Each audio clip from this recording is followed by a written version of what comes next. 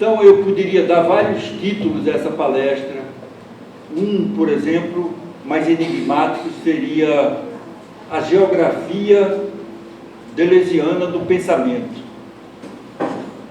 Um outro poderia ser Deleuze e a criação de conceitos filosóficos. Um outro seria Deleuze e a filosofia da diferença. E também, finalmente, eu poderia chamar essa palestra de Deleuze, a identidade e a diferença. No fundo, esses vários títulos remetem para o tema central que eu vou abordar com vocês, que é a concepção deleuziana de filosofia. Eu fui convidado para fazer 2 palestras aqui, uma sobre Deleuze e a filosofia e outra sobre Deleuze e a literatura. O interesse é que, no fundo, é uma única palestra. Eu aqui hoje gostaria de apresentar mais ou menos os fundamentos de como Deleuze filosofa, como ele constrói a sua filosofia. E depois de amanhã eu mostrarei como a gente pode sentir isso quando ele estuda a literatura. Portanto, há uma continuidade e essa palestra é indispensável para que se possa entender melhor o que o Deleuze diz da literatura, porque ele fala da literatura como filósofo. Então, se eu hoje vou explicar qual é a concepção que ele tem da filosofia, se torna indispensável para que se possa entender a sua postura em relação à literatura. Eu começaria dando uma ligeira ideia do que não é a maneira como Deleuze faz a sua filosofia.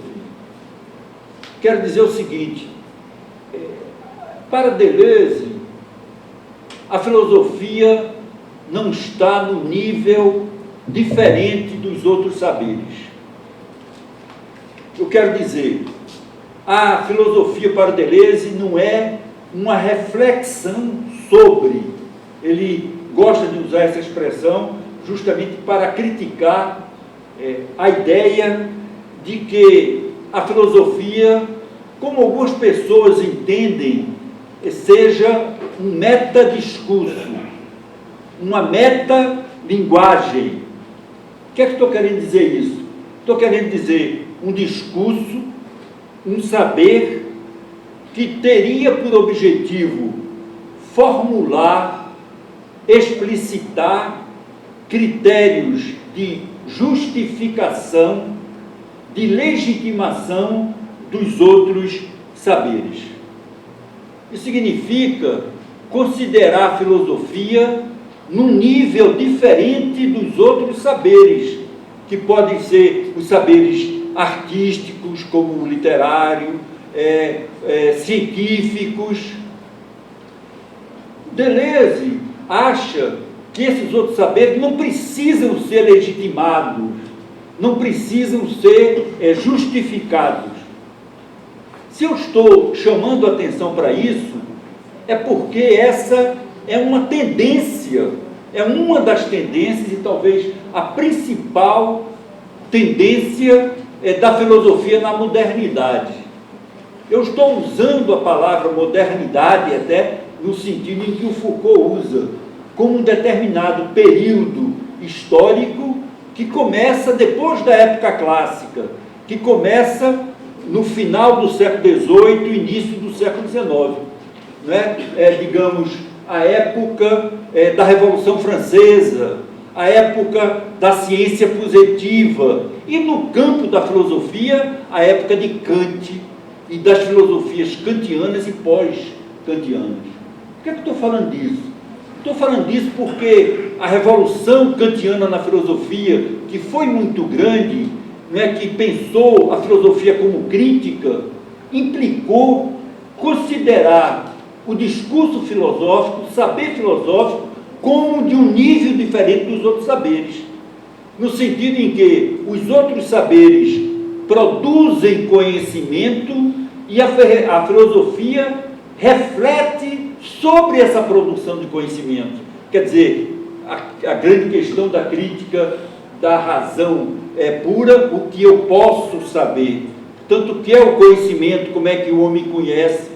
Isso significa que a filosofia estaria num nível diferente dos outros saberes, que eles sim produzem conhecimento, enquanto que a filosofia teria essa tarefa de legitimar, de justificar, de analisar se os conhecimentos produzidos fora da filosofia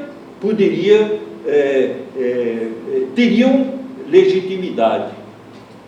Isso parece coisa do passado, mas não é, porque a gente encontra isso ainda em várias, digamos, correntes filosóficas. A filosofia da linguagem, por exemplo, o neopositivismo, ou a história filosófica das ciências francesa, entende? É uma maneira de pensar a filosofia que está muito, para usar uma linguagem kantiana, baseada numa diferença entre o transcendental e o empírico. É nesse sentido que a filosofia seria um discurso transcendental. Transcendental, diferentemente de transcendente, significa condição de possibilidade. Então, caberia à filosofia estabelecer as condições de possibilidade dos outros saberes, a ciência, a arte e assim por diante.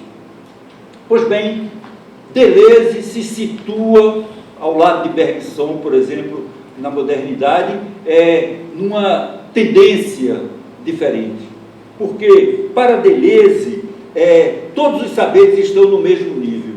Não existe esse nível da metalinguagem, do metadiscurso, que elaboraria essas condições de possibilidade que fariam a investigação da legitimação ou da justificação dos outros saberes. Para Deleuze, é um pouco a ideia básica de onde eu vou partir para desenvolver o meu raciocínio hoje. A filosofia é produção, a filosofia é criação. Dito de uma maneira mais explícita, a filosofia é criação de pensamento. Então vocês vejam, para Deleuze, todas essas formas do saber, científicas, filosóficas ou não, são formas de pensamento. Não se pode dizer, segundo Deleuze, que a filosofia produz pensamento e os outros saberes não. Tudo para Deleuze é criação de pensamento.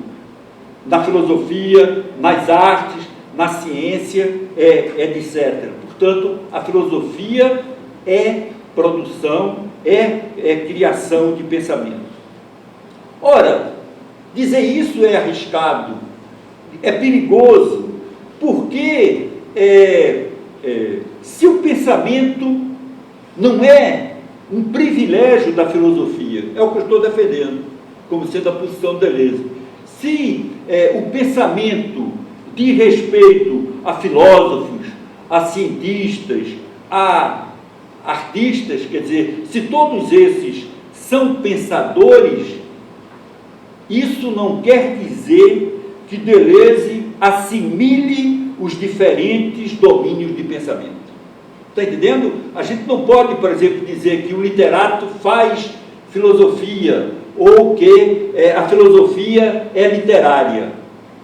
Para Deleuze, embora todas essas formas sejam formas de pensamento, há uma distinção clara no seu próprio pensamento entre os diversos domínios de criação de pensamento. Quer dizer, há uma distinção das formas de criação que caracterizam os vários saberes. Quer dizer, portanto, a distinção entre filosofia, ciência e arte, embora todas sejam formas de criação de pensamento, é nítida, é clara em Deleuze. Como é que ele elabora isso? Ele elabora isso, sobretudo, no seu último livro, chamado O que é a Filosofia, lá que você encontra isso para quem se interessar por essa questão da maneira mais explicitada. Ele diz o seguinte, que a ciência cria pensamento, mas criando funções. A arte cria pensamento, criando sensações.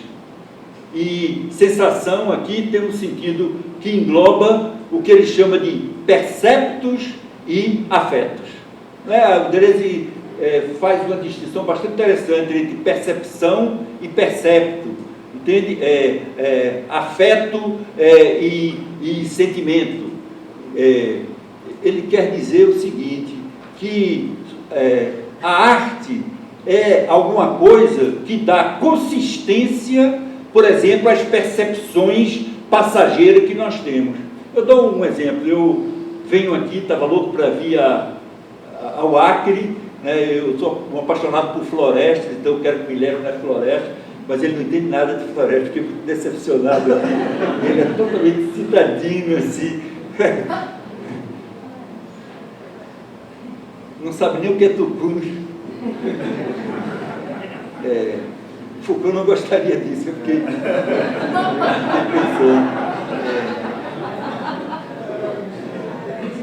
Pois bem, então, é lógico que eu vou ter várias percepções, como eu estou tendo aqui, e de outras coisas que eu já vi na cidade, mas isso morre comigo, isso desaparece, está entendendo? Mas se eu for um literato, se eu for um músico, se eu for um pintor, diria o Deleuze, eu seria capaz de transformar essas percepções em perceptos. Quer dizer, eu daria uma consistência a isso, está entendendo? Imagine assim, um livro como Grande Sertão Veredas, né, que é um dos grandes livros da literatura brasileira, né? Quer dizer, eu também sou apaixonado pelo sertão. Então, quando você lê um livro daquele, entende? Você tem um percepto, você tem perceptos e afetos, entende? Sertanejos, né? O que é uma vida de jagunço, né? Qual é a paisagem, e tudo isso é solidificado por uma existência artística. Está entendendo? Então, o que faz um artista é isso, é criar perceptos e afetos. Sei lá, pega lá o amor de Robaldo, entende, por Diadorim, está entendendo? É um afeto extraordinário a maneira como aquilo é apresentado, né? Como é que um jagunço se apaixona por um homem, está entendendo? Né? É uma coisa de uma beleza extraordinária, é um dos grandes veios do livro, abordado sempre de uma maneira que tem uma profundidade assim espantadora, com aquela toda poeticidade que o livro apresenta. Então isso, que não é um filósofo que faz, quem faz isso é, por exemplo, um literato, está entendendo? Então é isso que eu estou dizendo, o artista cria perceptos e afetos, quer dizer, é o que o Deleuze chama de cria sensações, enquanto que o filósofo cria conceitos. Então vocês vejam, todas essas formas de pensamento, entende, não se identificam, porque uma diz respeito a funções, que são funções científicas, outra diz respeito a sensações, que são artísticas, e o filósofo cria alguma coisa, entende? Não fica só legislando sobre os criadores, não. Ele também é criador, só que é um criador de maneira diferente. Então, estou querendo dizer, Deleuze considera todos os saberes no mesmo nível, mas não os identifica. Está entendendo? Porque cada um tem elementos diferentes na sua produção de conhecimento. Ora, eu podia dizer que há dois aspectos, porque hoje eu vou deixar a questão da sensação de lado, vou falar disso, já estou fazendo publicidade para a minha próxima aula, vou falar disso quando falar da literatura, tá entendendo? Então, para ser fiel a isso que eu estou dizendo, eu tenho que mostrar como é que a literatura cria perceptos e afetos, está entendendo? Cria sensação e assim por diante. Hoje não, eu vou falar justamente de Deleuze e a filosofia, portanto, o que é para Deleuze a criação de conceito, é daí que eu vou começar. Nessa ideia de criação de conceito, há primeiro uma ideia bastante interessante é que a filosofia é criação, assim como a ciência, assim como a arte. Todas estão no livro de criação. Se você não criar, você nunca será filósofo. Isso é muito interessante, isso é muito novo, isso é muito diferente, porque isso significa dizer que o objeto da filosofia não é dado, não está lá desde sempre, não é dado, por exemplo, implicitamente, de uma maneira velada, em algum lugar, e então seria revelada, desvelada, explicitada pelo filósofo. Não é essa a posição de Deleuze.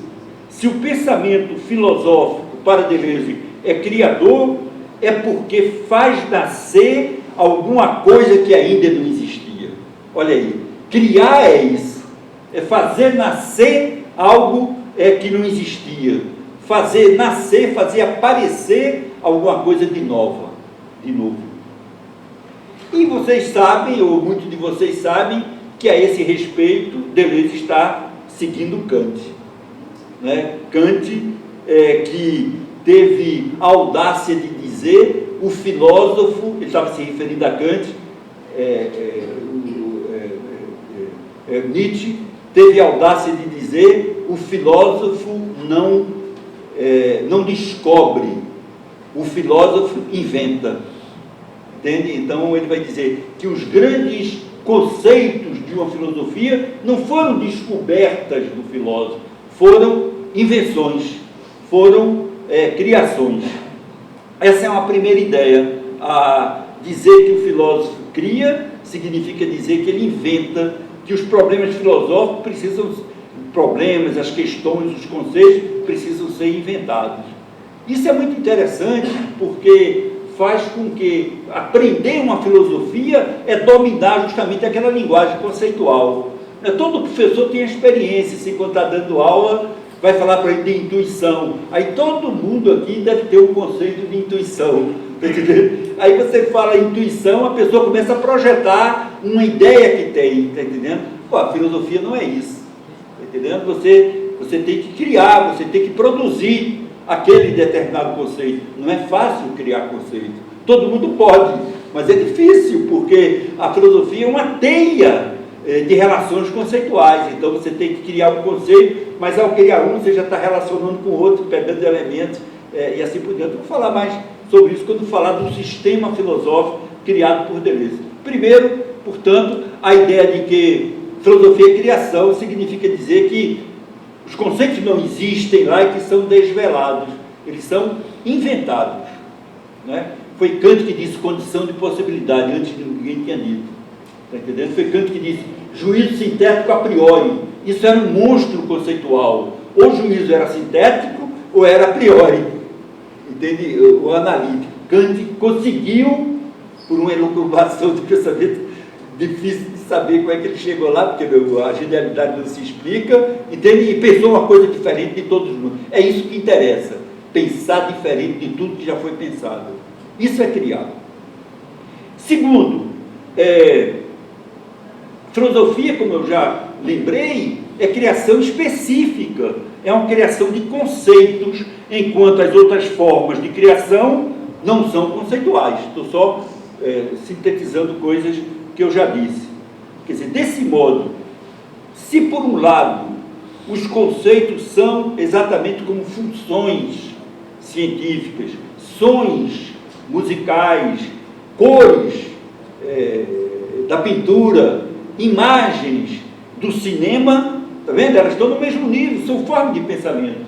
O cineasta é um pensador, só que ele não cria conceito, não cria funções, ele cria imagens. Deleuze até escreveu 2 livros sobre isso, mostrando que o cineasta, não é isso? Trabalha criando imagens, movimento e imagem tempo.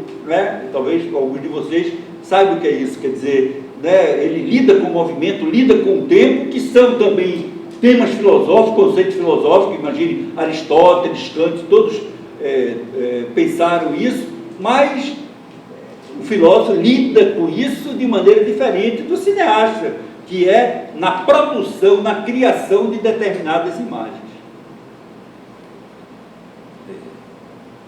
Portanto, o que não permite confundir essas formas de criação é justamente o meio que se utiliza, o instrumento, o elemento próprio da forma de criação de pensamento, que no caso, é aí que eu queria chegar, no caso de Deleuze, é o conceito. Vocês estão me seguindo? Portanto, vocês não me conhecem, então não sabem como é que eu gosto de pensar. Não quero dizer que isso é a maneira verdadeira de pensar, está entendendo? Eu estou querendo dizer que é a maneira como Deleuze pensa. Já que minha palestra é Deleuze e a filosofia, está entendendo? Se a filosofia é isso mesmo, é um outro problema.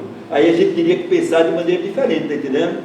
Aliás, para descontrair vocês, porque eu fiquei muito descontraído também, depois que eu vi essa frase, que é uma frase que Deleuze se apropriou de Proust, que é justamente a minha paixão atual. É uma frase que me tornou muito mais tranquilo, muito mais sereno nessa dificuldade que é fazer filosofia. Está entendendo? Porque basta você dizer qualquer coisa, tem milhões de pessoas que vão torpedear o seu pensamento. Você não pode dizer isso, então isso é um absurdo, não sei o quê.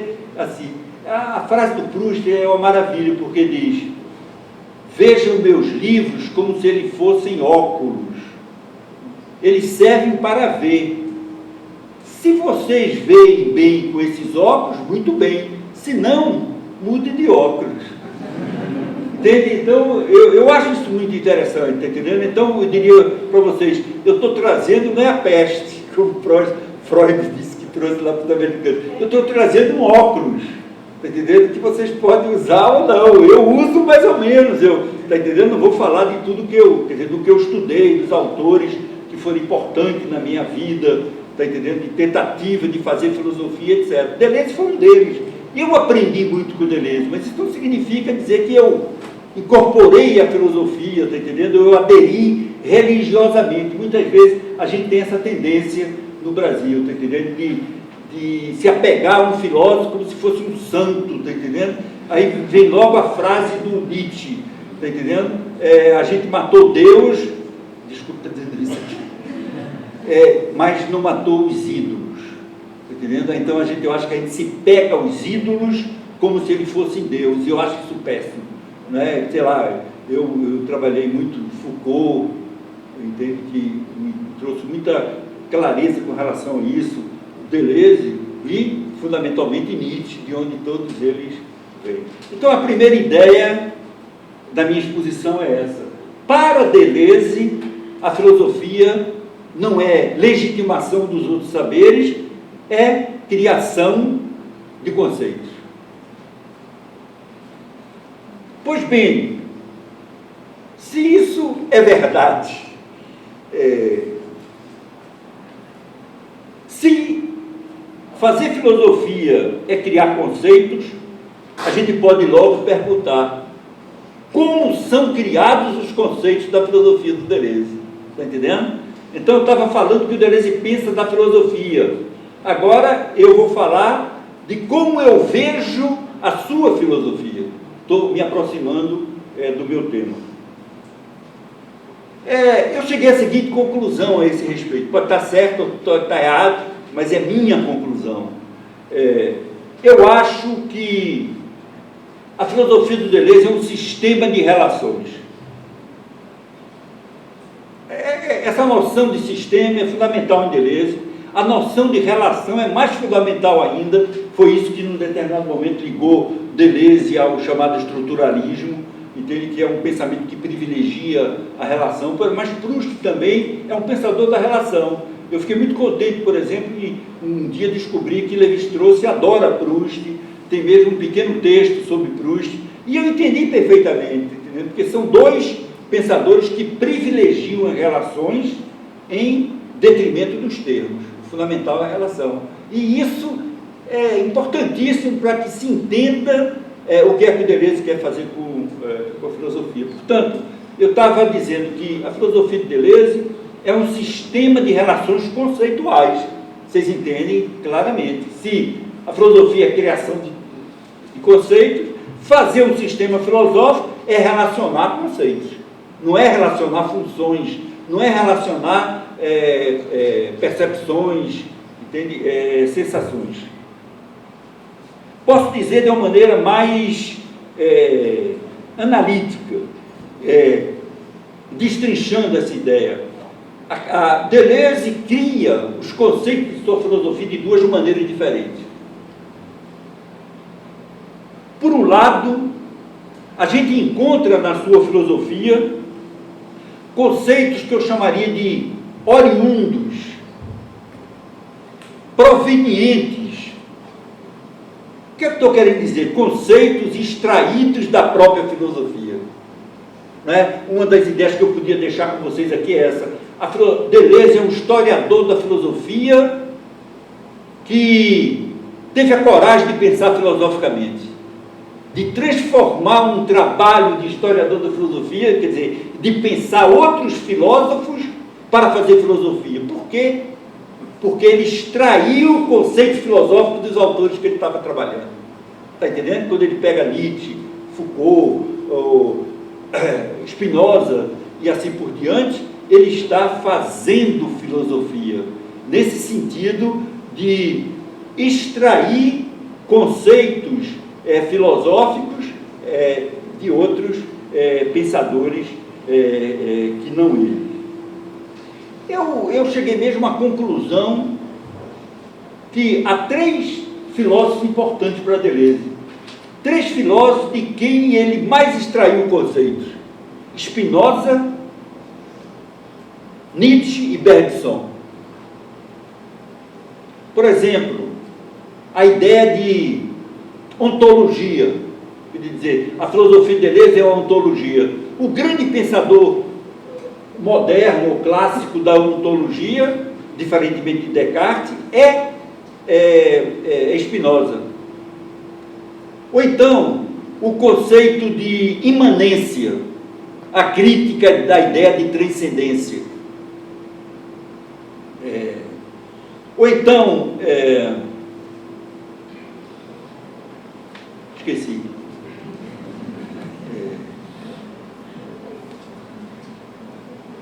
Mas vou tentar lembrar.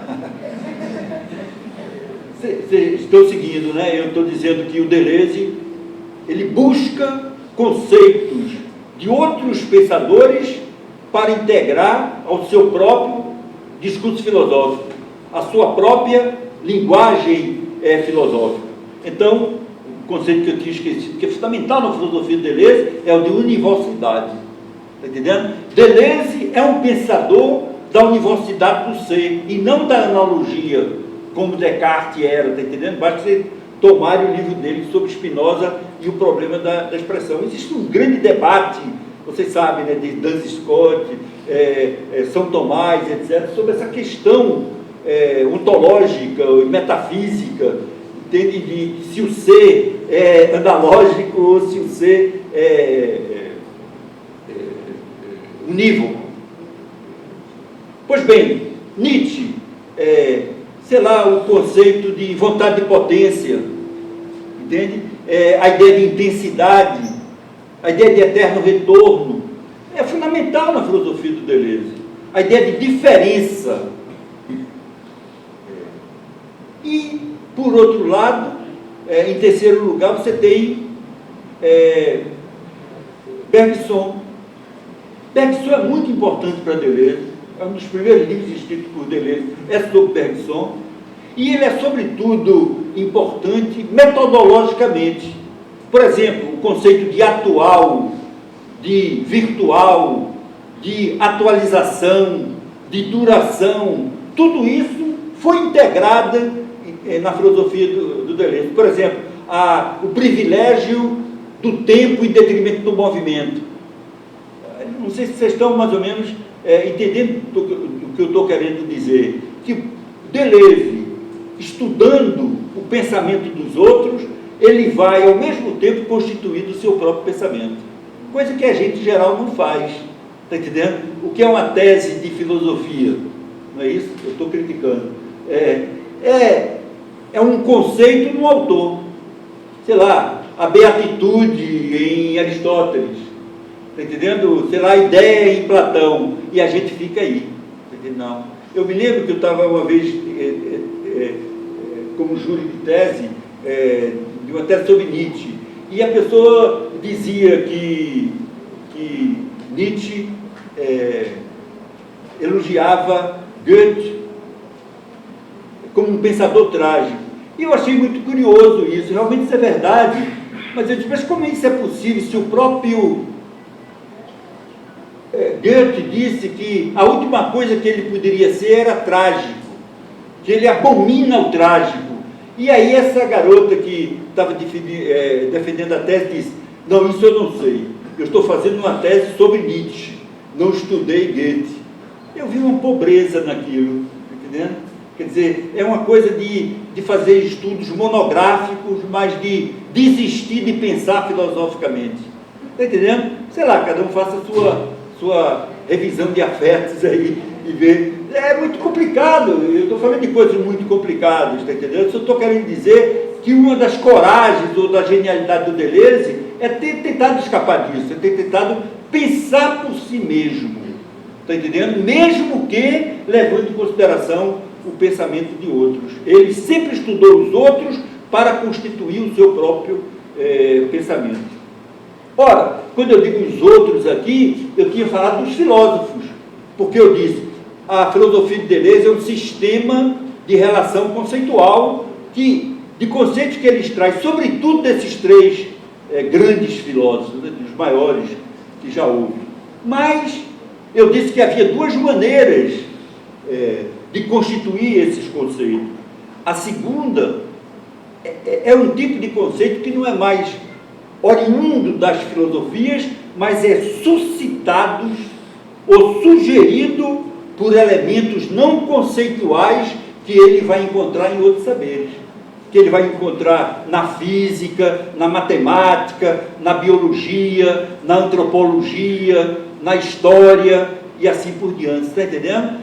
Portanto, não são conceitos, mas são elementos não conceituais que ele transforma em conceitos. Entende? Sei lá, por exemplo, o Deleuze gosta do cálculo diferencial, entende? Na matemática. Ele retoma aquilo para pensar, para elaborar o seu conceito de diferença. Está entendendo? Ou, se não, a noção de estrutura, entende? Na ciência também foi importante. Ou na arte, por exemplo, na literatura, a ideia de signo em Proust, ou de sentido em Proust, fundamental. Quer dizer, o Deleuze escreveu um livro belíssimo sobre Proust, chamado Proust e os Signos, que é justamente tentando mostrar como é que Proust pensa. Está entendendo? A literatura é pensamento. E ele vai dizer, Proust pensa relacionando signos com sentido, buscando o sentido dos signos. E aí o tempo tem uma função assim fundamental. Ora, o Proust não está fazendo filosofia ao pensar em signos, em sentido ou tempo, mas Deleuze se apropria da maneira como o Proust, por exemplo, pensou essa problemática da sua literatura para transformar em conceitos. Estão entendendo qual é a diferença? Num ele extrai conceitos, no outro, elementos não conceituais suscitam a sua criação de conceitos. Isso é em geral, assim, eu dei esse exemplo de Proust, mas podia dar o exemplo de Kafka. Por exemplo, o conceito de desterritorialização em Deleuze vem muito de Kafka, entende? Ou, sei lá, a crítica da burocracia, por exemplo, que é um dos temas que o Deleuze gosta, vem também da sua leitura de Kafka. Isso não estava na literatura formulado dentro de um sistema conceitual, mas não somente dos literatos. Não é? Deleuze adora Cézanne, Deleuze adora Bacon, ele escreveu um livro maravilhoso sobre Bacon. Por exemplo, a crítica da semelhança no Deleuze vem muito da ideia que Bacon defende da não semelhança do bom retrato, entende? ou então do conceito de intensidade ou de força, que está presente na pintura de Bacon, e ele é capaz de retirar para ele mesmo criar conceitos. Bom, aí a gente tem o cinema, não é, que a gente tem uma profusão de exemplos, sei lá, de quem Deleuze gosta, Orson Welles, por exemplo, René, Godard, que são, eu me lembro, mesmo antes de fazer esse livro, ainda na década de 70, Deleuze tem uma frase assim que eu descobri nos seus textos, entende? Godard descobriu o pensamento, entende? O que está querendo? O pensamento cinematográfico. Então essa ideia já estava presente, mais de 15 anos antes de ele escrever os livros sobre cinema. Quando ele diz Godard descobriu o pensamento, ele está querendo dizer um tipo de pensamento, é um pensamento que interessa a ele, mas eu não cheguei lá ainda, eu vou me aproximando rapidamente daí.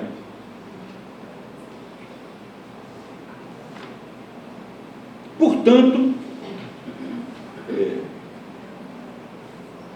a filosofia de Deleuze é o resumo que eu faço dessa segunda parte, o que eu estava dizendo, é construída a partir de outras filosofias e de outros saberes não filosóficos. Mas aí vocês podiam perguntar, porque eu não disse ainda, como Deleuze leva em consideração o pensamento do outro. Eu vou formular uma hipótese. Quando eu digo vou formular uma hipótese, eu digo desconfie. Está entendendo? É a conclusão a que eu cheguei pensando. Está entendendo? Mas outros chegaram a outras conclusões, e vocês mesmo podem chegar a outras conclusões por você mesmo. Mas eu acho que tem que fazer um certo esforço assim, de defender uma posição própria, singular, entende? Quando está estudando qualquer coisa, Eu acho que eu valorizo muito essa ideia da singularidade do pensamento, que a gente vai ver que tem a ver com o conceito de diferença, que talvez seja o conceito mais importante sobre o qual eu vou falar hoje para vocês. Então, minha hipótese é a seguinte, que a característica mais elementar da relação entre a filosofia de Deleuze e os pensamentos filosóficos, científicos, artísticos, é o fato de essa relação se propor mais como uma geografia do que propriamente com a história. Aí vocês vejam um título que eu dei a essa palestra, a geografia deleuziana do pensamento. Então, o que é isso? Vocês devem estar perguntando, o que ele está querendo dizer, se vocês não sabem ainda, não é? Por que essa contraposição entre geografia e história? Com isso estou querendo dizer o seguinte, é que quando Deleuze pensa, quando ele procura construir a sua filosofia, ele jamais considera o pensamento através de uma dimensão histórica linear e progressiva. Deleuze é o contrário de Hegel. Se vocês leem Hegel, vocês sabem que para Hegel o posterior é superior. Tudo que vem depois é superior àquilo que vem antes. Então, há um processo histórico, está entendendo? É justamente o grande momento de nascimento da história na modernidade. A filosofia se torna filosofia da história. Por exemplo, o momento que nasce a temática do progresso. Fiquemos com essa ideia de um desenvolvimento linear, dialético,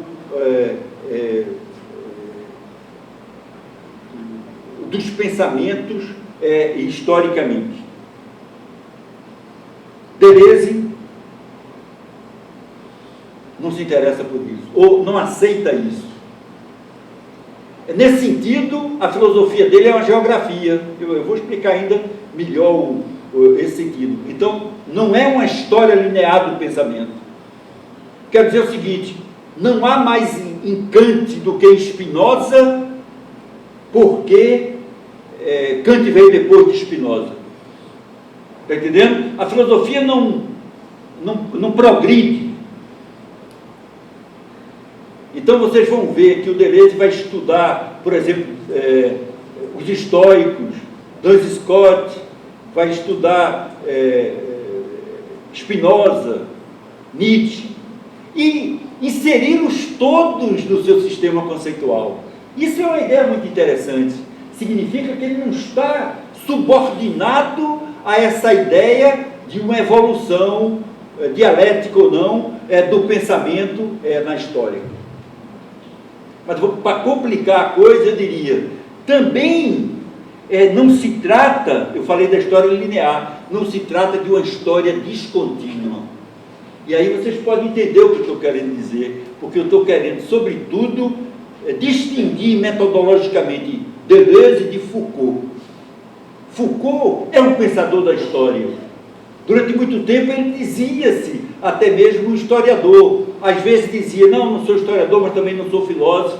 Mas o que eu estou querendo dizer? Todas as análises do Foucault são históricas. Qualquer tema que o Foucault abordou na vida, ele abordou historicamente. Não é? Digamos, a psiquiatria, a medicina clínica, a sexualidade. E a coisa é tão extraordinária que ele, que queria fazer uma crítica da psicanálise, essa ideia da definição do homem pelo desejo, não é isso? E o Foucault quis mostrar, não, mas o desejo não é algo inerente à natureza humana, está entendendo? Então o que é que ele foi fazer? Ele foi recuar no tempo, chato como ele quis questionar essa ideia da definição do homem pelo desejo. E como é que ele fez isso? Historicamente, recuando no tempo para fragar o momento em que não se falava de desejo, ou se não se valorizava a problemática do desejo. E isso foi um tormento para ele, porque ele pensava que a coisa era muito mais fácil. E aí ele começou a recuar no tempo, chegou até na Idade Média e o desejo estava lá. Mas ele não se deu convencido. Ele recuou mais ainda. Chegou na Grécia e descobriu um determinado momento em que o prazer era mais importante do que o desejo. E aí ele escreveu esse livro maravilhoso, né, que é o segundo da história da sexualidade, chamado O Uso dos Prazeres. Está entendendo? Então, eu estou só querendo mostrar a maneira de ele pensar. Sua maneira de pensar procura, e nisso ele é profundamente nietzschiano, procura descontinuidades, valoriza sempre o nascimento. Não é isso? Quer dizer, qual é a diferença entre a biologia moderna para a história natural clássica? Está entendendo? Ele não toma posição. Ele vai mostrar que a época clássica pensou de uma maneira, a época moderna pensou de uma outra maneira. Quando Deleuze relaciona Spinoza com Descartes, são pensadores antagônicos, porque um é um pensador da analogia, Descartes, outro é um pensador da univocidade, Spinoza. Foucault não. Foucault vai situar tanto Spinoza como Descartes dentro dos conceitos fundamentais da época clássica, o que ele vai chamar de episteme clássica. Quer dizer, os dois funcionaram a partir dos mesmos temas, das mesmas questões, tá entendendo? Onde o conceito de representação era fundamental. Então, o pensamento do Foucault, embora defenda uma história descontínua, é um pensamento histórico. Ora, o Deleuze não privilegia a história, ele privilegia espaços.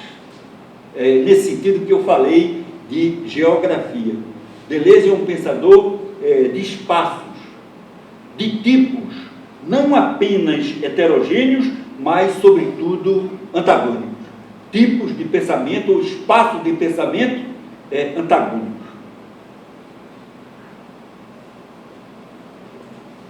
Ora, isso é interessante saber, porque isso implica que, na maneira de constituir o seu pensamento, Deleuze vai integrar certos pensadores e não outros. Está entendendo? Já que esses pensadores são geograficamente antagônicos. Quer dizer, Deleuze erige o processo de pensamento de determinados filósofos como a condição do seu modo singular de filosofar. Está entendendo? Por exemplo, Deleuze nunca se serviu de de Aristóteles. Deleuze nunca se serviu de Descartes. Deleuze nunca se serviu de Hegel. Você não encontra esses pensadores dentro do sistema filosófico. E não interessa a ele. Eu podia dizer, são inimigos filosóficos para ele. Ele quer pensar contra esses pensadores. Está entendendo? Sei lá, se você vai tomar o livro do Deleuze sobre Nietzsche, aí então tem um capítulo, se eu não me engano, é o último, que o título é assim, se eu não me engano, eu li isso há tanto tempo, o super-homem contra a dialética. Está vendo? Então, você pode ter pensadores que aproximam Nietzsche de Hegel. Existem pensadores que fazem, entende, essa tentativa. Deleuze não. Está entendendo? Nietzsche escapa de Hegel, está nos antípodas de Hegel. Procurou justamente fazer um tipo de filosofia profundamente diferente da filosofia hegeliana. Então, com isso estou querendo dizer, exemplificar o que é essa constituição de espaços. Deleuze como que separa em espaços diferentes, entende? Alguns pensadores com os quais ele acha que pode pensar e outros com que não lhe interessa pensar. Portanto, ao privilegiar determinados filósofos para construir sua própria filosofia, aí eu vou dar nome aos bois. O objetivo do Deleuze é contrapor. Eu vou explicar isso, a terminologia pode confundir vocês. Contrapor diz dois tipos de espaço. Contrapor o espaço do pensamento sem imagem, é assim que eles chamam em determinado momento, ao espaço da imagem do pensamento. Né? Tem um jogo de palavras aí que eu acho bonito. Né? Por um lado, você tem o espaço do pensamento sem imagem. É lógico que vamos perguntar, o que é que significa isso? O que é que significa o pensamento sem imagem? Em que sentido está a palavra imagem?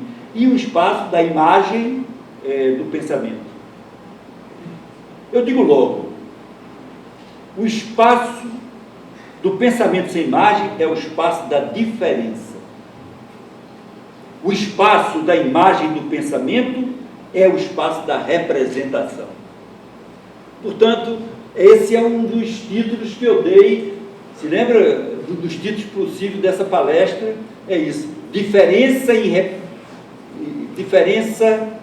identidade e diferença em Deleuze. Então, diferença e representação em Deleuze. E aí, eu gostaria logo de esclarecer um ponto, o conceito de representação em Deleuze. É muito simples. Passei muito tempo para ter essa ideia, mas eu dou de presente a vocês. Representação, aliás, se fosse uma prova, se vocês fossem meus alunos, essa seria a questão da prova. Em que sentido, que sentido tem a palavra representação em Deleuze? Né? Não precisava escrever páginas e páginas, como fazem alguns alunos, assim, para impressionar o professor. Bastava uma frase, dizer, representação em Deleuze significa a subordinação da diferença à identidade. É isso que significa representação em Deleuze. Todo pensamento que, em todos os momentos, em alguns momentos ou no final, acaba subordinando a diferença à identidade, é um pensamento da representação. O objetivo do Deleuze seria liberar a diferença. Então eu vou explicar justamente essa ideia que é muito interessante. Primeiro, antes de explicar, fazendo um parêntese, voltando à diferença com relação ao Foucault. Vocês sabem que existe um conceito de representação em Foucault. Não se pode fazer um amálgama, querer aproximar as duas coisas. O conceito de representação em Foucault, tal como aparecem as palavras e as coisas, tem um sentido bem preciso, que é justamente a condição de possibilidade do pensamento clássico. Então, nesse sentido, todo pensamento clássico é um pensamento da representação. Representação significa relação entre ideias, diferentemente do pensamento moderno, que seria um pensamento empírico, que procura dar conta das próprias coisas, das empiricidades. Aí o Foucault tenta mostrar que na época clássica não existia, se ficava no nível da representação. Né? Vocês podem até ler um comentário que ele faz da pintura de Velázquez. Não sei se você sabe, As Meninas, e justamente ele diz isso, que aquele quadro é uma representação da representação. É muito interessante, ele encontra a problemática clássica naquele quadro. É uma argúcia muito grande, não sei se está certo ou está errado, se os especialistas em Velázquez aceitariam essa interpretação, mas é isso que ele está querendo dizer. Ora, com isso a gente vê que em Deleuze é bem diferente, está entendendo? Portanto, o conceito de representação em Deleuze é profundamente diferente do conceito de representação em Foucault. Não é porque eles usam a mesma palavra e foram amigos, e um escreveu sobre o outro, etc., que eles são sinônimos.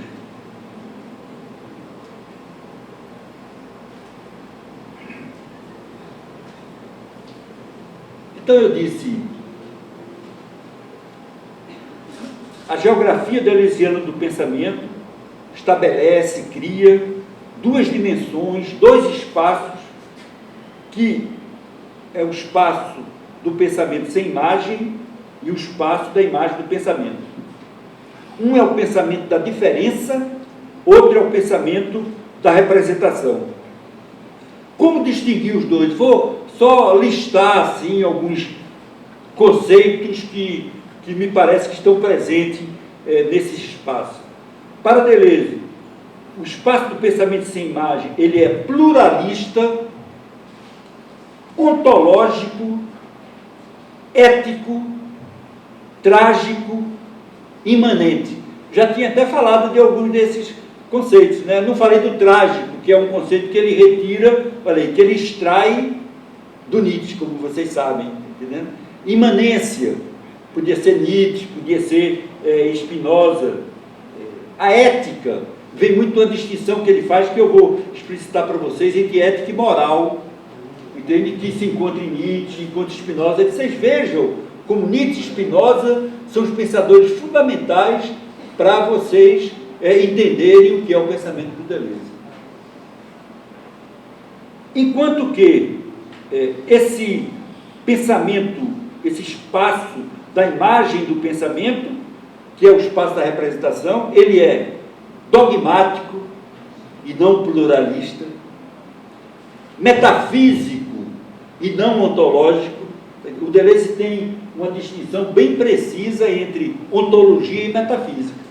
É lógico, isso não existe na história do pensamento, está entendendo? O Deleuze adora fixar termos para veicular determinadas ideias. Moral e não ético, racional e não trágico, você veja como Nietzsche está presente nisso, transcendente e não imanente. Pois bem, eu não tenho tempo de ficar desenvolvendo todos esses conceitos para mostrar essa contraposição, mas eu gostaria de dar um exemplo que é interessante, é a distinção que ele faz entre moral e ética. O que é a moral para o Deleuze? É um sistema de pensamento que julga a vida. Não sei se vocês sabem, o Deleuze é inimigo da ideia de julgamento. Daí uma dificuldade que ele tem com a filosofia do Kant, por exemplo. A moral, segundo ele, julga a vida a partir de valores transcendentes. A moral é um sistema de juízos sobre o que se diz e o que se faz em termos de bem e de mal. Bem e mal considerados como valores metafísicos. Portanto, a moral, fundamentalmente, é um sistema de julgamento metafísico, de valores, a partir de valores metafísicos, que são o bem e o mal, o dever, assim por diante.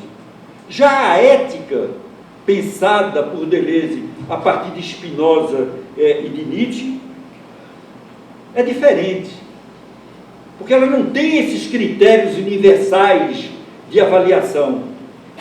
Ela avalia sentimentos, condutas, intenções referidos a modos de existência imanentes.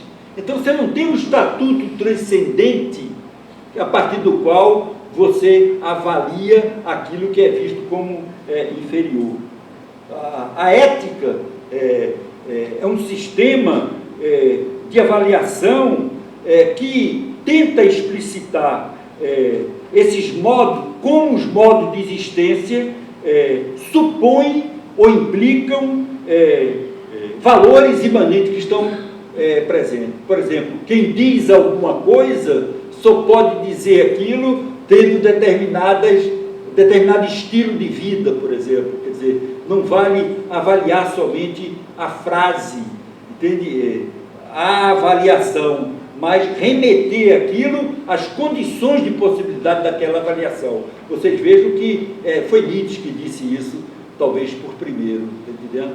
Como você tem que remeter os valores de bem e de mal à vontade de potência que está afirmando ou negando, ou à vontade de potência afirmativa ou negativa da própria vida. Quer dizer, a ideia de que é a vida, em última instância, que é o critério de avaliação de todos os valores. Quer dizer, não existe nada superior à própria vida a partir do qual você pode avaliar em termos de bem e mal a própria vida.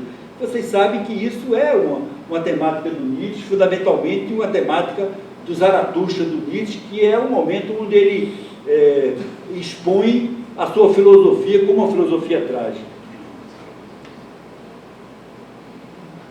Pois bem, como é que o Deleuze é capaz de construir essa geografia?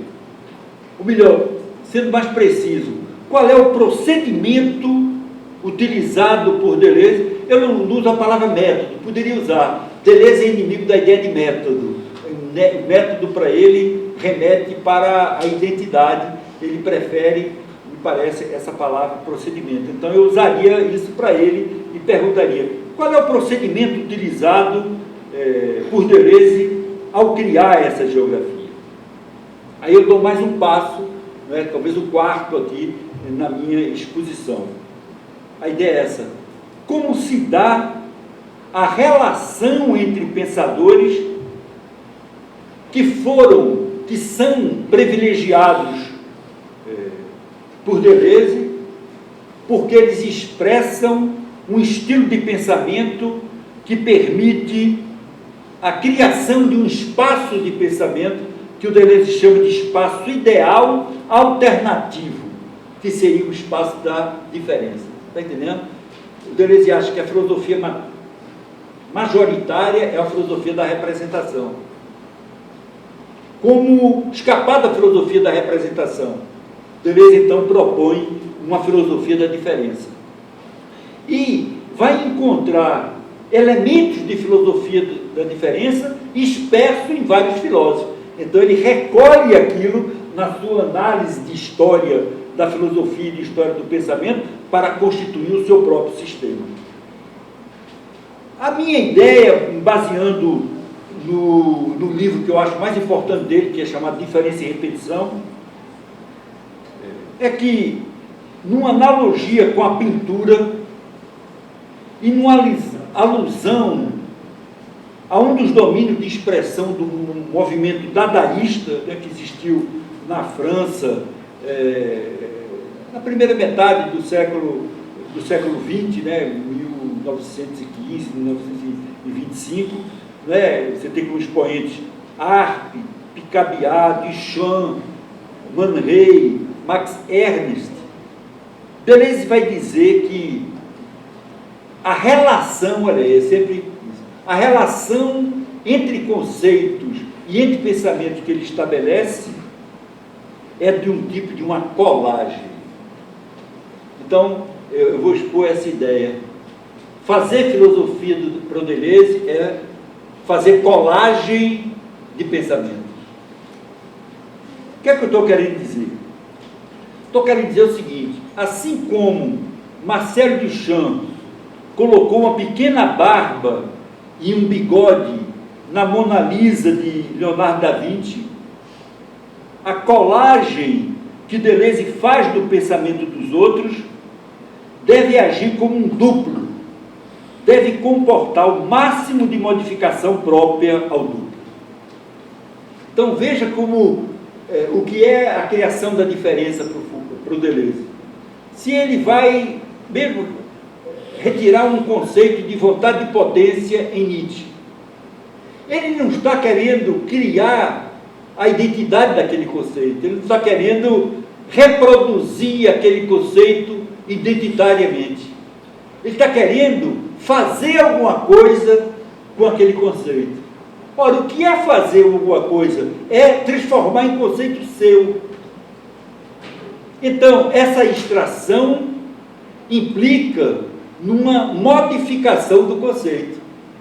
Então, é isso que eu estou chamando de a criação de um duplo que comporte a modificação própria do duplo.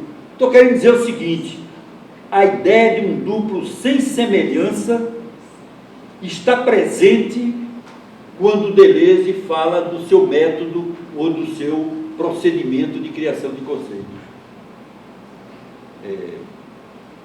Por isso não tem sentido querer saber se o que o Deleuze está dizendo do filósofo corresponde ao que é realmente o filósofo. Eu diria não corresponde. Está entendendo? Eu quero dizer o seguinte: um livro do Deleuze chamado Foucault deveria se chamar Deleuze. Está entendendo? O Deleuze fala dele mesmo o tempo todo. É lógico que ele trabalha com Deleuze, com Foucault. Ele cria a partir do Foucault, mas ele cria algo seu. Está entendendo? Eu estou querendo dizer, o Deleuze, o Foucault de Deleuze é de Deleuze. É a singularidade do pensamento. Não existe uma interpretação universal. Mas, é claro, ele diz isso explicitamente. Mas, como é muito difícil ler Foucault, quem é que tem tempo para perder a vida toda, ou passar a vida toda lendo livros super difíceis? Vai ler Os Palavras e as Coisas, está entendendo? Você vai precisar de vários anos. Não quero desanimar ninguém, não, mas é assim, pelo menos comigo foi assim, está entendendo? Ou então, A História da Loucura, está entendendo? É um livro gigantesco, em todo sentido, no sentido de ser muito novo, muito diferente, mas também de ser muito grande e muito difícil. O Foucault da década de 60 é profundamente difícil. As pessoas não leem mais, aí pega o Deleuze e fica repetindo o que o Deleuze diz. Eu acho isso péssimo. Todos nós fazemos isso. Eu me lembro, entende, o meu processo, quando eu fui começar a estudar Nietzsche.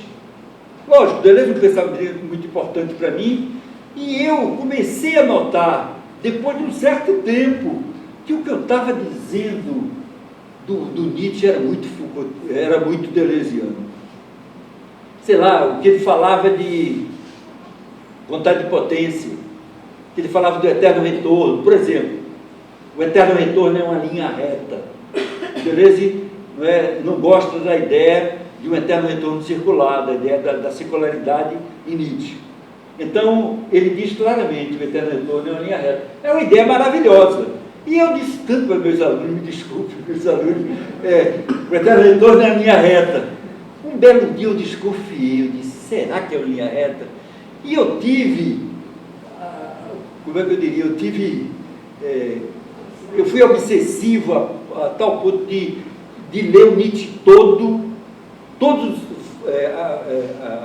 fragmentos do Nietzsche, onde ele fala do eterno retorno, e cheguei à conclusão, Nietzsche nunca disse isso. Então, não venham me dizer que o eterno retorno é uma linha reta. Então, se eu estiver falando sobre isso, se alguém disser o eterno retorno é uma linha reta, diz, sim, mas você está falando do Deleuze, não do Nietzsche, você está entendendo o que eu quero dizer? Então, Deleuze é um filósofo de quem a gente tem que desconfiar. Porque se o pensamento é singular, e ele está sempre criando um duplo dissemelhante para constituir seu pensamento.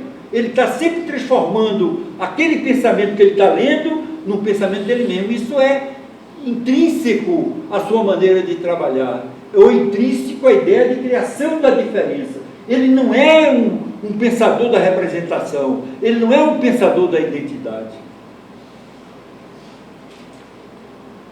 Isso, eu vou dar um outro exemplo. Eu falei da colagem na pintura. Eu vou dar um exemplo do teatro, porque é um exemplo que ele dá, quando ele diz que sua filosofia é um teatro filosófico. Muito bonito, né?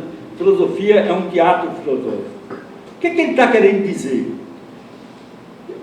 Dizer que essa relação entre pensadores, né, que ele estabelece para criar o seu próprio sistema, é um teatro filosófico, significa dizer que Deleuze funciona como uma espécie de diretor de teatro, como uma espécie de dramaturgo, vejam, que escreve as falas dos filósofos que vão entrar na sua filosofia e que dirige a participação de cada um dos filósofos ou de cada um dos pensadores em sua própria filosofia. Quer dizer, o Spinoza do Deleuze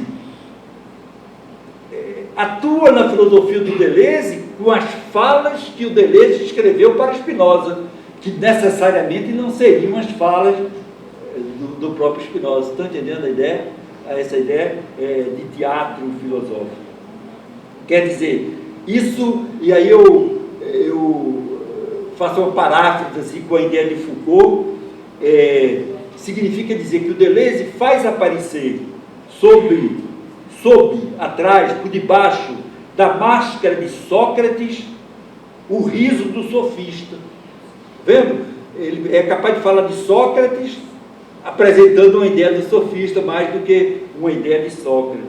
Ou então, faz com que Duns Scott, o grande filósofo medieval, receba os bigodes de Nietzsche, portanto, aproximar o Duns Scott de Nietzsche, quer dizer, inspirado numa ideia importante da filosofia de Nietzsche, que é importante na sua própria filosofia, ele lê Nietzsche, lê o Duns Scott projetando uma questão colocada posteriormente por Nietzsche. E a questão fica mais complicada ainda, porque já é um Nietzsche interpretado por outros comentadores, de quem o Deleuze gosta muito, como Klossowski ou Blanchot. Está entendendo? Então é toda a estratégia das máscaras, de colocar máscaras, está entendendo? E não chegar ao próprio rosto, à identidade daquele do qual ele está se apropriando. Pois bem, aí está porque Deleuze não pode ser considerado propriamente historiador da filosofia. Está entendendo? Porque o historiador da filosofia quer dizer o que o outro disse. Uma vez eu li um livro de um italiano que mora na França, criticando uma teoria do Deleuze, que é a diferença entre vontade e força. É outro exemplo que eu posso dar com relação a mim. Durante muito tempo que eu estudava Nietzsche, eu repeti que havia uma diferença entre vontade e força. Um belo dia eu desconfiei disso. E fui ver, não encontrei nenhum texto em que o Nietzsche diz isso. E o único texto, onde ele diz, é ambivalente. Eu poderia interpretar de outra maneira. Está entendendo? Quando você lê o texto todo. E aí eu vi esse italiano dizer, Deleuze erra aqui. Eu disse, não acredito que o Deleuze erre. Eu pensei muito isso, que ele errava quando eu descobri isso. Não é que ele é que ele não quer. Está entendendo? É que ele precisa de uma diferença entre vontade e força que é constitutiva da sua filosofia, mais do que da Nietzsche, da de Nietzsche, que é a diferença entre o transcendental, a condição de possibilidade, e o empírico. A ideia do Nietzsche, a ideia do Deleuze é que a força é empírica, a vontade é transcendental. Transcendental no sentido kantiano, que o Deleuze se apropria, ou do sentido bergsoniano, de condição genética, é aquilo que dá a possibilidade do empírico, de ter uma consistência do empírico existir. Então eu diria, não é porque ele não sabe, é porque ele não quer. E aí é engraçado, eu tive sorte de fazer um pós-doutorado sobre Deleuze, que é o embrião do meu livro, Deleuze, a Arte e a Filosofia, e era engraçado, que era um pós-doutorado com Deleuze sobre Deleuze. Eu não fui lá para ser orientado, eu fui lá para ter um ano em Paris, sem dar aula, sem dar aula, poder pensar, né? E seguir o curso dele. Aí veja a minha... Aí eu disse, puxa vida, vou fazer um curso todo do Deleuze durante um ano. Cheguei lá, grande decepção. O curso que ele ia dar naquele ano era sobre Foucault. Eu disse, chato isso, puxa vida. Eu venho aqui passar um ano para aprender o Deleuze, e ele vai falar exatamente de uma coisa que eu já estudei muito. E eu fiquei chateado com a história, porque eu disse, puxa, mas eu não estou querendo estudar Foucault, já estudei demais, tem tanta coisa que eu quero estudar. Ledo engano. Para mim foi extraordinário ter feito esse curso. Foi a partir daí que eu entendi um pouco da filosofia do Deleuze que eu consegui. Por quê? Porque eu tinha uma leitura do Foucault. Né? Eu tive sorte, sei lá, de estar muito próximo do Foucault, ter feito muito curso com ele. Então, eu discutia minhas interpretações com o próprio Foucault. Então, eu tinha uma certa segurança do que eu estava dizendo sobre Foucault. Pois bem, eu vou seguir as aulas dele e noto um Foucault inteiramente diferente. E eu fiquei muito nervoso. Foi um ano em Paris, podia estar curtindo, foi um ano de um sofrimento atroz. Sofrimento atroz. Porque eu não podia suportar aquilo, eu fiquei muito nervoso. Então eu ia comer, por exemplo, fazer minha comida, eu gravava as aulas, ficava estudando assim, aquelas aulas, aí ia anotar, queimava a comida toda. Então eu vivia esse sofrimento durante um ano. E aí, um belo dia, aí eu ficava, mas não é possível que ele não saiba. Não é possível que ele não saiba que Foucault não é isso, que Foucault não é assim. Um belo dia caiu a ficha, como eu dizia antes, né, quando tinha telefone de ficha. Não sei qual seria a imagem mais atual, né? Eu disse, não é que ele não saiba, é que ele não quer. Ele não quer. Ele sabe muito bem, essas pessoas não são nada bobas, está entendendo? Mas o que é que ele fez? Ele conseguiu aproximar totalmente a filosofia do Foucault à sua própria filosofia. Né? E eu até acompanhei assim, a maneira como ele antes falava, por exemplo, do poder em Foucault, no Mil Platões, e depois como ele começou a falar, de uma maneira diferente, que possibilitava ele integrar aquele conceito de Foucault, a sua concepção do de fora, e assim por exemplo. Não vou entrar nos detalhes. Então, eu estou querendo dizer que a criação da diferença é intrínseca à leitura dos outros pensadores que Deleuze faz. E se ele interpreta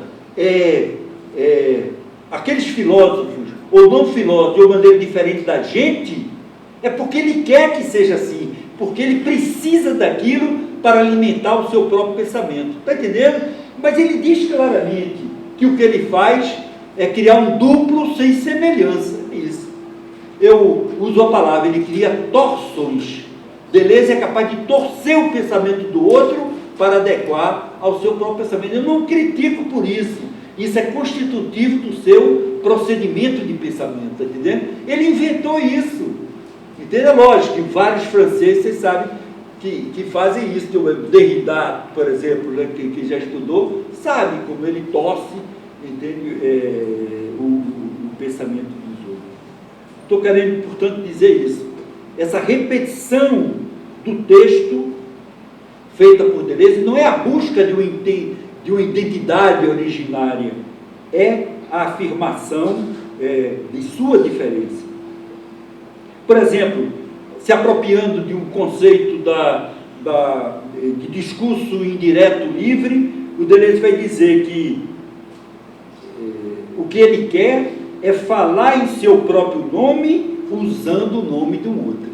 Está entendendo? Então, quando ele está falando de alguém, Foucault, Spinoza, Nietzsche, etc., ele está usando o nome do outro para falar em seu próprio nome. Isso é criar a diferença. Entende? Isso é criar um duplo sem semelhança. Isso é realizar uma torção. Finalmente, o que possibilita Deleuze estabelecer essas duas orientações do pensamento, esses dois espaços do pensamento, e apresentar a diferença como uma alternativa radical à representação, considerado como um pensamento que subordina a diferença à identidade. Ou dito de outra maneira, e talvez melhor, qual é o critério que lhe permite isolar duas vertentes na filosofia, duas vertentes no pensamento de uma maneira mais geral, considerá-las antagônicas e escolher uma delas como modelo do seu próprio pensamento? Aí de novo vem uma hipótese, porque eu acho que eu posso dar uma resposta imediata à filosofia de Nietzsche. Então eu vou tentar mostrar como Nietzsche é importante para Deleuze constituir a sua filosofia da diferença. Para os que não têm muito traquejo com Nietzsche, eu diria que me parece que a filosofia do Nietzsche é, em sua inspiração fundamental, uma tomada de posição a respeito da própria filosofia. Então, estou dizendo, a filosofia do Nietzsche é uma crítica da filosofia. Há um texto maravilhoso sobre isso, um texto lapidar, um dos melhores textos do Nietzsche, de um livro também que é extraordinário, chamado O Crepúsculo dos Ídolos. Um dia vocês precisam ler esse livro, é um livrinho com frasezinhas assim, que são, é lá que ele diz, eu não sou, que ele diz que é uma dinamite, né? Eu não sou um homem, sou uma dinamite. No Crepúsculo dos Ídolos, um capítulo chamado Como o Mundo Verdadeiro Converteu-se numa Fábula. O título já é instigante. Nietzsche assinala de um modo lapidar as grandes etapas da história da filosofia. Quais são elas para ele? Platão, que criou a metafísica, a filosofia cristã, que incorporou a metafísica para criar a sua teologia, Kant, que tentou fazer uma crítica da metafísica, dizendo, eu sou o anti-Platão, e o Nietzsche vai dizer, não, o próprio Kant ele é platônico, o próprio Kant está em continuidade com Platão, e, em quarto lugar, o positivismo, que também é criticado por Nietzsche. Pois bem, todas essas etapas da filosofia, ele define como sendo um platonismo. Isso é muito interessante. É quase impossível escapar de Platão. Até existe uma frase que eu gosto muito, que é de Whitehead, o filósofo americano, que disse que a filosofia são notas de pé de página aos livros de Platão. Eu acho forte, quer dizer, as questões filosóficas são platônicas, né? E é muito interessante essa história, que todo mundo tenta escapar de Platão. O problema é saber se é possível escapar de Platão, né? O Kant disse que, criando a crítica, e criticando a metafísica dogmática, ele estava destruindo o platonismo. Chega o Nietzsche e diz que ele é ainda metafísico. Aí vem Heidegger e diz, o próprio Nietzsche, ele é metafísico ainda. Nietzsche impossibilitou que se fizesse metafísica, mas ele estava dentro. né? O Deleuze talvez seja uma torção, é muito difícil resolver essas paradas, entendeu? Quem é que tem razão? Nietzsche ou Deleuze? Porque a gente já pode saber que as posições são diametralmente opostas, porque ambos acham que Nietzsche impossibilitou a metafísica, né, destruiu a metafísica, mas Heidegger acha que ele fez isso ficando dentro. É como se Nietzsche tivesse fechado o edifício da metafísica dentro ainda do edifício. E o Deleuze acha que não, que ele fechou, mas já estava fora. Daí a contraposição que ele faz entre metafísica e ontologia. Está entendendo? Ele teria criado uma ontologia, entende? Na linha de Spinoza, e ao qual o próprio Deleuze se filiaria. Portanto, toda a história da filosofia, até ele, é definido por Nietzsche como platonismo. E Nietzsche, então, se insurge contra toda essa orientação do pensamento desde Platão. Quem já leu Nietzsche sabe que ele critica todo mundo. Dificilmente você vai encontrar um pensador que Nietzsche não critica, sobretudo um filósofo. É impressionante isso. A filosofia de Nietzsche, como ele mesmo denominou, é uma reversão do platonismo. Pois bem, essa temática de reverter o platonismo, que já é um problema, porque essa expressão reverter, que em português tem o mesmo sentido de inverter, que fez Heidegger dizer que ele não escapou do edifício, porque inverter é mudar os termos, mas não é modificar a relação. É por isso que o Deleuze não fala mais de reversão ou de inversão, vai falar de perversão do platonismo, está entendendo? Ou então subversão do platonismo. Então eu acho que essa problemática da subversão, da perversão do platonismo, que constitui o centro a partir do qual gravitam as análises histórico-filosóficas de Deleuze e o que fundamentalmente inspira a elaboração do seu pensamento filosófico. Vou explicitar isso. O que é que eu disse aqui? Tinha dito antes que ele cria dois espaços de pensamento. O que é que a gente vê?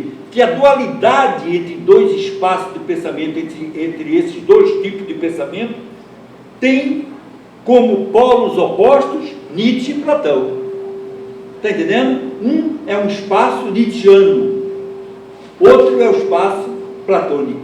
Está entendendo? O Deleuze, ao criticar a representação, ele está querendo escapar do platonismo, essa coisa quase impossível, entendeu? E ele, como é que ele faz isso? Mais ou menos criando um espaço sobre a égide, sobre o modelo, se a gente pode dizer, do próprio Nietzsche. Mas o que é que significa essa contraposição? Vou explicitar, porque muita gente aqui talvez não seja, sei lá, não sei, que esse pensamento pode não ser tão evidente assim para todo mundo. Platão é aquele com quem nasce a imagem do filósofo como um ser de ascensão. Isso é muito interessante, essa ideia da verticalidade, essa ideia platônica de elevação. O que é o filósofo? É aquele que sai da caverna, né, trabalhando com a ideia da República de Platão. O filósofo é aquele que sai da caverna, se eleva e se purifica à medida que se eleva, porque ele se eleva em direção ao bem e à verdade.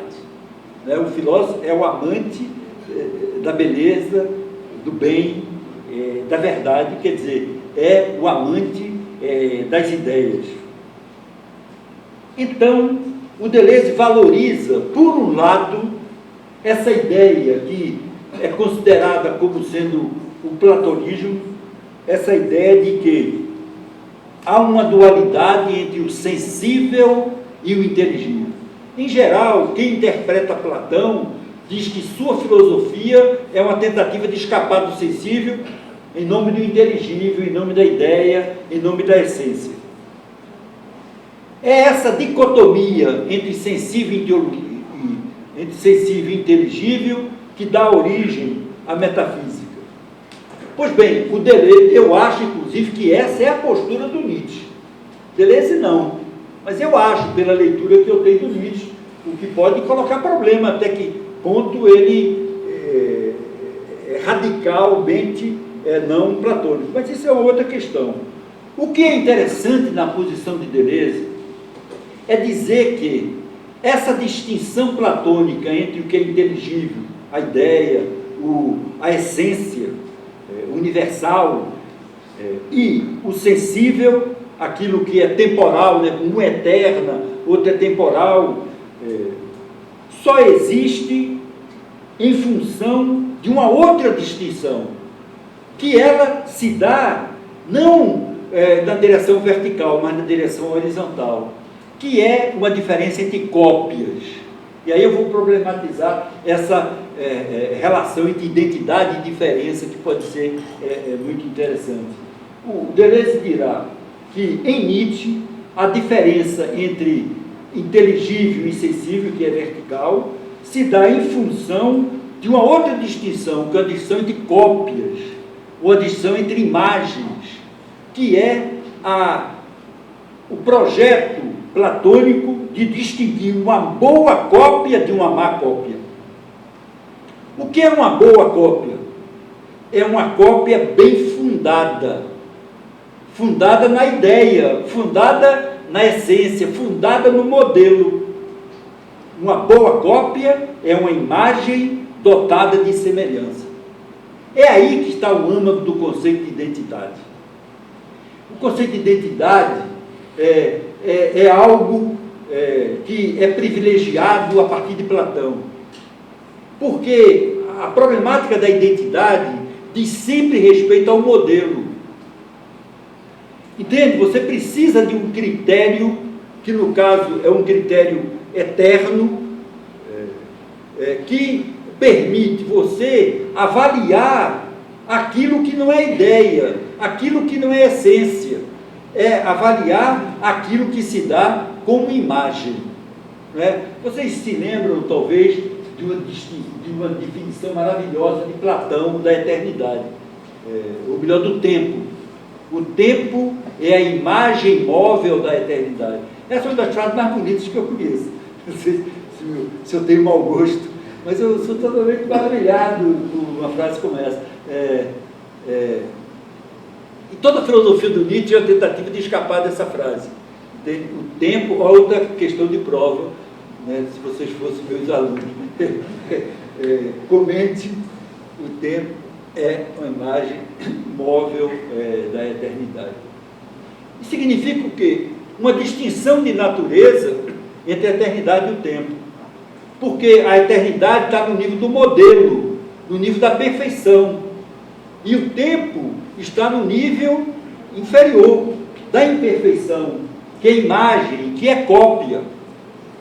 Entende? Então, isso é uma ideia que aparece, essa definição é do Timeu, que é um livro maravilhoso, que é uma cosmologia, a criação do mundo. E o Demiurgo, ao fazer o mundo, para dar mais perfeição àquilo que ele fez, ele criou o tempo como imagem móvel do modelo, está entendendo, que seria eterno. Pois bem, eu estou querendo lançar a ideia de que o conceito de identidade é aquilo que possibilita a seleção entre a boa cópia e a má cópia. A cópia semelhante e a cópia sem semelhança. Se o Platão é um conceito, é um filósofo da representação, é porque sua postura metafísica privilegia a imagem fundada pela semelhança com a identidade superior da ideia, em detrimento da imagem sem semelhança, do simulacro. Olha aí, se o tema do simulacro já foi importante na filosofia do Deleuze, é porque é uma tentativa de escapar dessa dicotomia criada pelo conceito de identidade, do modelo identitário, que vai legitimar algumas cópias, algumas imagens, por serem semelhantes à identidade, ao modelo, e outras por não ter essa semelhança. Não sei se existe muito católico aqui, não sei se ainda se estuda catecismo, mas eu ainda sou de uma idade em que se estudava o catecismo. E talvez, e vocês, alguns de vocês se lembrem, o que a gente aprendeu no catecismo, que era mais ou menos assim: Deus criou o homem. Isso mostra como o cristianismo vem do platonismo. Deus criou o homem à sua imagem e semelhança, mas com o pecado ele perdeu a semelhança, ficou somente a imagem. Está vendo? Quer dizer, o pecador é um simulacro, porque ele não é legitimado pela identidade da ideia. Isso é Platão. No outro extremo, Nietzsche. Nietzsche, aquele que quis ser o anti-Platão. O que é que eu estou querendo dizer com isso? E eu não tenho dúvida em relação a isso. Ele pode até ser platônico também. Mas, por outro lado, eu acho que, pelo menos para minha leitura, Nietzsche é aquele que mais radicalmente duvidou dessa orientação vertical, dessa orientação para o alto em busca, em direção da identidade do modelo. Nietzsche foi aquele em que se nota de maneira mais radical o exercício de um pensamento que afirma a diferença. Como? Segundo Deleuze, por ter pensado dois conceitos, que são para ele os dois conceitos mais importantes da sua filosofia: a vontade de potência e o eterno retorno. Quer dizer, a genialidade do Deleuze é rebater esses conceitos sobre a filosofia de Platão, para mostrar que eles são uma crítica da metafísica ou uma crítica do platonismo. Por quê? Porque ele pensa, essa é a interpretação deleuziana, Deleuze pensa o eterno retorno nietzschiano como um pensamento capaz de criar a vontade de potência como afirmação. Para Deleuze, na problemática do eterno retorno, você tem a problemática da identidade e a problemática da diferença. Deleuze dirá: a vontade de potência é a diferença. A vontade afirmativa da diferença faça aquilo que você tem vontade. Faça aquilo que lhe dá intensidade. Usando uma paródia kantiana que o Nietzsche mesmo construiu, tudo que você, uma brincadeira com imperativo categórico kantiano, tudo que você quiser é isso. Veja o que é afirmar o eterno retorno para Nietzsche. Tudo que você quiser, queiram de tal modo que queira seu eterno retorno. Isso é um princípio da vida fundamental, não é? Quer dizer, vocês aqui podem estar sem querer, vão embora. Está entendendo? A gente faz muita coisa porque os outros querem, a gente faz muita coisa porque deve, mas a gente é incapaz, às vezes, de se perguntar: é isso mesmo que eu quero? Eu garanto, se a gente se perguntasse isso, a maioria das coisas que a gente faz, a gente não faria. Está entendendo? A gente, né? Maria vai com as outras, né? Assim que se diz. A gente é muito assim, está entendendo? A gente segue o pensamento dos outros. É muito difícil afirmar a diferença. Está entendendo? Daí a minha admiração por uma pessoa como Foucault, que foi capaz de, o tempo todo, estar mudando a sua filosofia. Está entendendo? E procurando sempre posições singulares, originais, diferentes, não somente com relação aos outros, colocando em xeque, colocando em questão as evidências que são criadas, mas em relação às evidências que ele mesmo criou. É impressionante como Foucault, está entendendo? Está sempre em mutação. Ora, é muito difícil isso, né? Mudar, eu acho que é a coisa mais difícil. É o velho professor que está sempre na mesma aula. É o modelo de todos nós. É um pouco isso que a gente vai se acomodando. Ih, já virei um padre, virei um pastor, um pregador aqui. Então, vou voltar ao meu texto. Então, eu estou querendo dizer o seguinte, a vontade de potência, enquanto vontade afirmativa, porque o Nietzsche diz que há uma vontade afirmativa e uma vontade negativa. Só a vontade afirmativa, ela afirma a sua singularidade. Mas o que é? Qual é a condição para essa vontade afirmativa? Qual é a condição para você afirmar a sua diferença? Puxa vida, por que está na vida? O Nietzsche diria, para afirmar a diferença, para afirmar a sua singularidade. Está entendendo? O que é que a gente diz da gente mesmo, que vem da gente? Está entendendo? Isso é uma questão que me interessa muito, que eu estou trabalhando no Proust. O Proust é obcecado com essa ideia. Não é? Como ser um grande escritor. Ele queria ser o maior escritor da sua época, quer dizer, aquele mais original, aquele mais singular, aquele mais diferente. O que é que significa? Aquele que fez o que ninguém fez. E talvez ele tenha conseguido isso. A literatura dele é profundamente diferente de tudo que tinha sido feito antes. Então, a gente pode aplicar isso a gente mesmo, está entendendo? No que a gente quer da vida.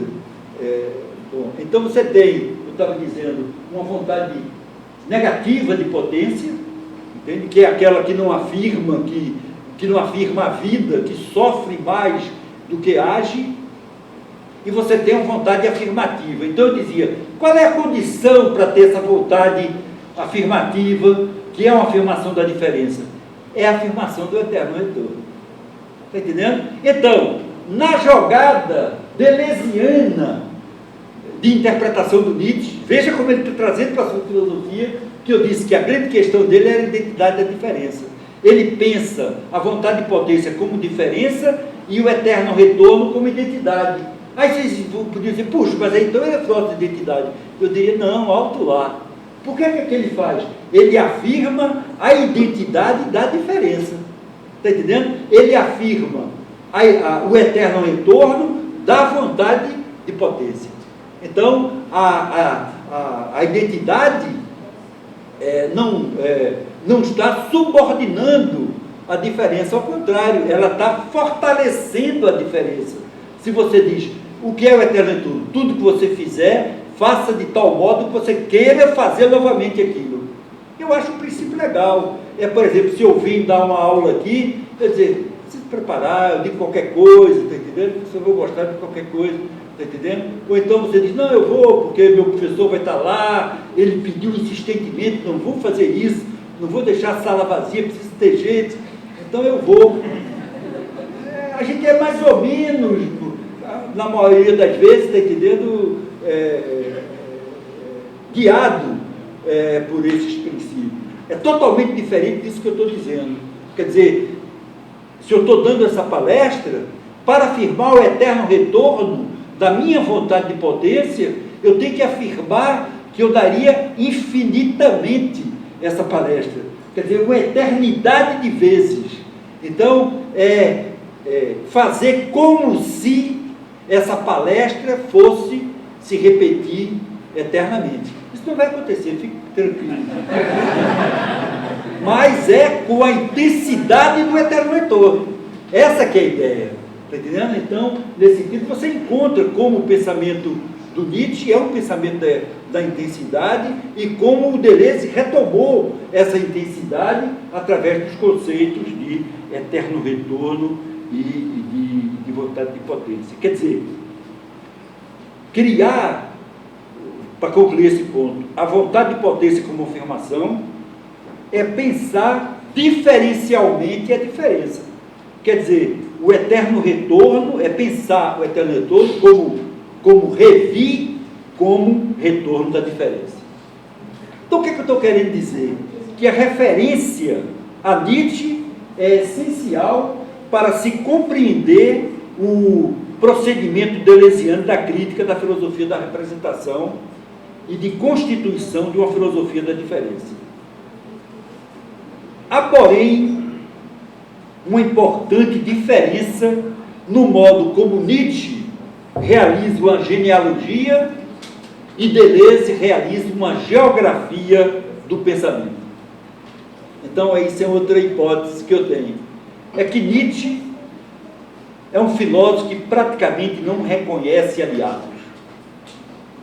Nietzsche, isso é uma coisa que me impressionou na leitura que eu fiz dele, pensa a sua problemática como radicalmente diferente da problemática de qualquer outro pensador. E é impressionante que quando você vê a progressão do Nietzsche, a evolução, sei lá, o envelhecimento do Nietzsche, a gente vê que ele sempre procurou, em sua trajetória filosófica, intensificar essa diferença. Eu dou um exemplo, um livro já muito bonito, de Nietzsche, de 20 e poucos anos, que é O Nascimento da Tragédia, é um livro ainda muito baseado em Schopenhauer e em Wagner. Mas, um belo dia, ele sente que isso é uma insuficiência e ele radicaliza isso, tá entendendo? Aí ele vai ter o segundo momento da sua filosofia. Mas ainda tem um outro depois com Zaratustra, que é justamente a afirmação do Nietzsche trágico, né? Porque ele vinha a tragédia, quando ele era jovem, na própria Grécia, mas quando ele chega, digamos, na maturidade, quando ele faz sua obra-prima, que ele considera mais importante, que é o Zaratustra, e a partir daí ele vai dizer: os gregos, eles não eram trágicos, eles ainda eram profundamente moralistas. Eu sou o filósofo trágico, eu sou o primeiro filósofo trágico. Nietzsche é insolente, entendeu? Mas vocês veem esse desejo de originalidade, de singularidade, de afirmação da diferença que a gente encontra nesses outros que foram inspirados nele. Portanto, Nietzsche é um filósofo que praticamente não reconhece aliado, que procura sempre intensificar a diferença com relação aos outros. Deleuze não. Partindo de Nietzsche como critério de avaliação, quer dizer, eu diria que para o Deleuze, um filósofo afirma mais ou menos a diferença se ele está próximo de Nietzsche. Se você pode fazer dialogar com Nietzsche, está entendendo? Se o Nietzsche não invalidaria aquilo que ele está dizendo, mesmo que ele não seja tão radical quanto Nietzsche. Quer dizer, a minha posição é que, partindo de Nietzsche, o estilo filosófico deleuziano consiste em encontrar aliados para Nietzsche em graus diferentes, estabelecendo conexões entre conceitos de filósofos ou elementos não filosóficos que merecem figurar no espaço de uma filosofia da diferença. Por isso eu falei de geografia. Para Deleuze, reelaborar uma filosofia da diferença significa estabelecer uma ponte, um canal, uma ligação entre Nietzsche e os que podem, de um modo ou de outro, quer dizer, mais ou menos, serem aproximados de sua filosofia. E a esse respeito, não se pode ignorar os estudos sobre domínios exteriores à própria filosofia. Está entendendo? Ele aproxima de Nietzsche também os artistas, também os literatos e assim por diante. Breve conclusão.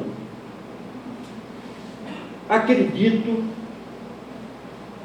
que é possível detectar nos estudos realizados por Deleuze, eu diria em todos os estudos, tanto sobre filósofos como sobre não filósofos, um procedimento filosófico que privilegia alguns pensadores e os considera aliados, tomando como critério a relação diferencial que eles estabelecem como pensam. Então, Deleuze é um filósofo da relação, mais ainda, de um tipo de relação, que é a relação diferencial. Como você relacionar sem subordinar um termo ao outro. Está entendendo?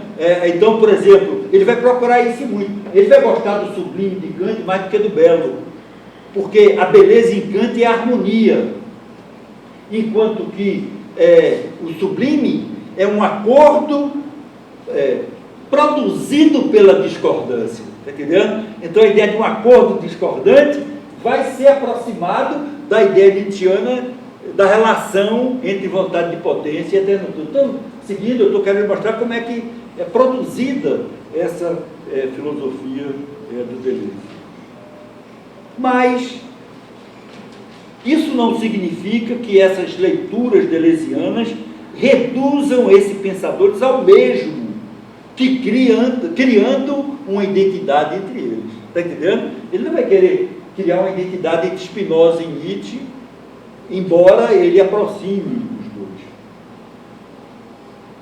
Pois não só a diferença entre esses pensadores persiste, cada um conservando a sua singularidade, quer dizer, sua individualidade própria, como também Deleuze, isso é muito interessante, não se identifica com nenhum deles totalmente, nem mesmo com Nietzsche, que é sua inspiração fundamental, aquele que atingiu o ápice de uma filosofia da diferença. Isso é muito interessante. Se vocês lerem um livro como sobre psicanálise, o Antiédipo, por exemplo, aí você vai ver que ele vai usar Lacan contra a psicanálise, quanto foi dito da psicanálise. Aí você, lacaniano, fica maravilhado com o Deleuze, porque ele gosta de Lacan. Aí chega no momento que você conhece Lacan, você diz, não, mas isso não é mais Lacan. Isso é bem Deleuze. Ele começa com o pensador e, num determinado momento, ele dá uma rasteira nele. Está entendendo? A partir de outro. Eu analisei no meu livro como é que ele faz isso com muitos pensadores. Estou querendo dizer que Deleuze não se identifica com nenhum pensador totalmente. A própria leitura de Nietzsche é a criação de mais uma máscara. Está entendendo? Essa ideia de máscara é uma ideia nietzschiana, né? Ele quer dizer que não tem sentido tirar máscaras, porque por mais que você tire as máscaras, você nunca chega ao rosto. Você chega sempre a outras máscaras, outras máscaras, outras máscaras. Então, a leitura que o Deleuze faz de Nietzsche é a criação de mais uma máscara. Quer dizer, o Nietzsche de Deleuze, como o Foucault do Deleuze, é a criação de um duplo sem semelhança, como eu falei antes. E, nesse sentido, a leitura de outros filósofos e não filósofos, no caso do Nietzsche, eu dei o exemplo do Klossowski, do exemplo do Blanchot, incide sobre a sua leitura do Nietzsche. Por outro lado, o seu projeto de explicitar relações diferenciais em todos os pensadores que privilegiou, pode ser considerado como invariante das variações da sua filosofia. Veja qual é a minha hipótese. Ele variou, ele falou de cineastas, ele falou de pintores, ele falou de músicos, ele falou de escritores, ele falou de filósofos, e falou de Spinoza, de Nietzsche, etc. Então, isso é variação. O que eu estou querendo dizer aqui? Apesar dessa variação, existe uma invariante. Eu quero dizer que Deleuze fez sempre a mesma coisa com todos os pensadores que ele pensou.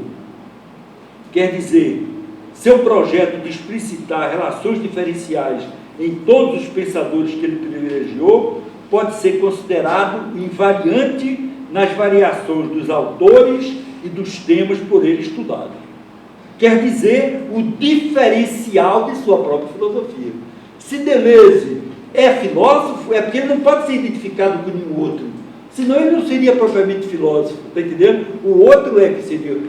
Deleuze fez a filosofia original justamente ao retomar o pensamento dos outros e travestir, entende, na sua própria linguagem conceitual filosófica. Concluo com essa frase, que é uma brincadeira, mas uma boa brincadeira. Penso que a filosofia de Deleuze se parece bastante com uma das bossas novas do Tom Jobim, que eu mais admiro, o maravilhoso Samba de uma Nota Só, de Tom Jobim e Nilton Mendonça, que diz: outras notas vão entrar, mas a base é uma só. É isso que eu digo.